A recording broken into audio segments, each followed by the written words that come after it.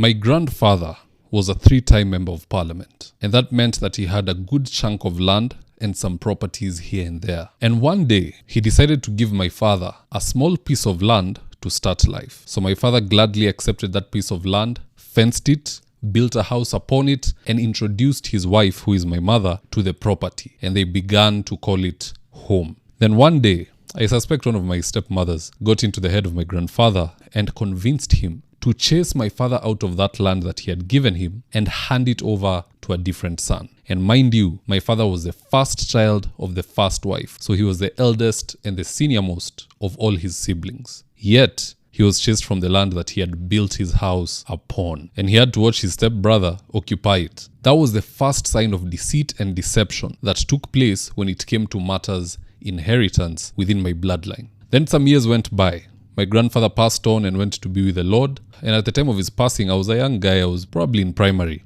And so sometime later when I was in high school, I traveled to our upcountry home with my father. And when we got there, we got in his vehicle and he drove me to a piece of land just a few kilometers away from where we lived. And I remember my father telling me, "Son, that is your land." It was approximately 5 acres in size, nothing too big. Now, of course, at the time, I didn't think much of it because, what interest does a 14-year-old boy have in land? At the time, you're probably busy with studies or even football. So since I was too young to be bothered about land, one of my uncles, whom had been shortchanged when my grandfather's land was being subdivided here and there, approached my father with a proposition. The proposition was that he was to use my land to do some farming since I was in high school, and then once I come of age, the land will be returned to me, or at the very least, he will compensate me by either giving me money or purchasing for me a piece of land that is of similar value. Now, my father accepted the offer because why not? Why should land stay idle for several years when meanwhile it can be used to do some farming before it is handed over to the rightful owner? Time moved on. I became an adult and I began to do follow-ups about the property because I had ideas. When you become an adult, start thinking, what can I do in this life? Can I get into this type of business? Can I do this? You're looking at your options. And so I said, since I have 5 acres somewhere, I want to sell 2 acres and venture into the car importation business. And I told my father about it. But suddenly when we approached my uncle, stories of compensation and restitution had turned into, this matter is in court, I don't have money, give me time, and so on and so forth. It's been more than 10 years now. And believe it or not, as we speak, my uncle has built a house upon that land and his family calls it home. Now, naturally, just as any man would, I became very angry with my father and my uncle. And I was particularly annoyed because aside from the deceit, my father could not see that this was a generational curse. His father conned him out of his land, and he in turn, in cahoots with my uncle, conned me out of my land. So I got very angry and I began to formulate plans in my head which are not too good.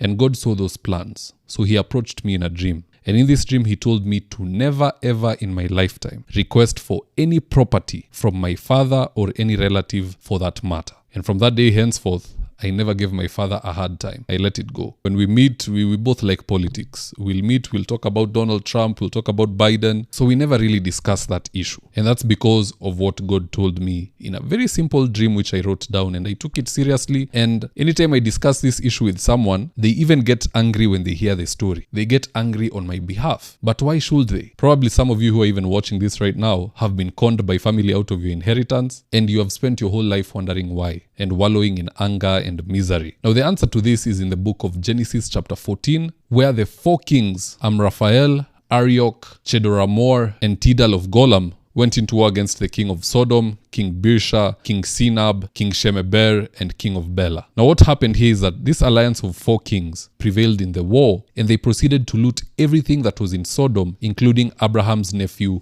Lot. And so Abraham set out with his men to pursue the 4 kings, whom he brutally defeated in battle and reclaimed everything they had stolen even from the neighboring kings. And when Abraham returned with everything, including what the king of Sodom had lost in battle, the king of Sodom approached him and made a proposal which will allow me to read to you. And I quote, this is Genesis chapter 14, verse 21.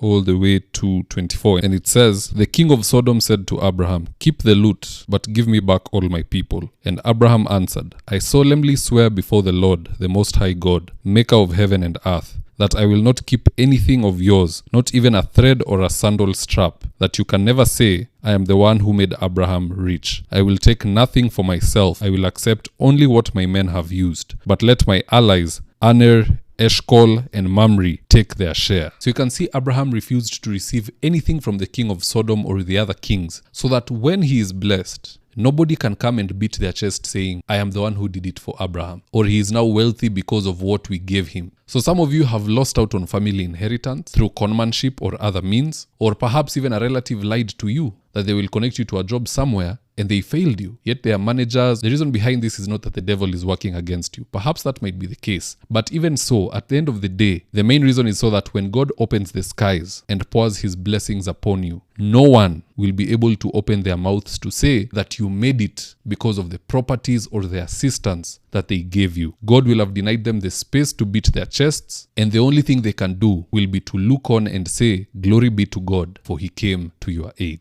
And so as I end this video, the take-home message is, stop begging for scraps from your family and friends, and begin to beg and ask for an oversized blessing from your Lord your God, who is more wealthy than Elon Musk and Bill Gates combined. Now, for more videos of this nature, subscribe to High Altitude Ministries on YouTube and TikTok. My name is David Wafula, and that's it from me for now. Till next time, adios.